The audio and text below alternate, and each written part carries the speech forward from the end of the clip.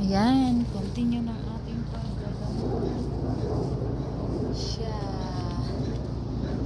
Ito naman ang ating nilalang ngayon. Sunod na yan. Punta doon sa malayo.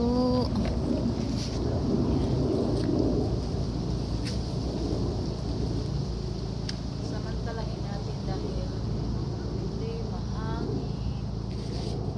Kaya para siyang ulan. Kaya dapat bilisan natin. Kasi baka yung ulan sa ibang state ay punta dito. Kasi naulan sa ibang state, baka pupunta dito yung ulan. Kaya dapat bilis-bilisan natin.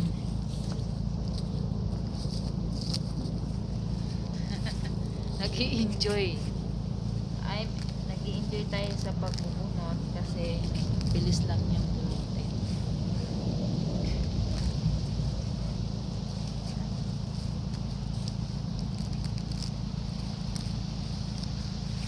Diba? Hangin, lakas ng hangin. Mahangin ngayon. Para yatang uulan siya.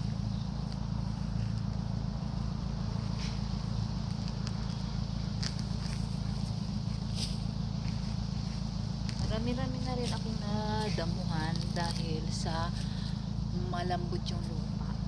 Kaya mabilis pa lang makausad. Kasi super lambot talaga yung lupa. Iwan ko sana yung may mga bulaklak kaso wag na lang. Kasi halos mix na yung mga ganito tsaka yung may bulaklak. Namumulaklak kaya wala na. Sasama ko na yung mga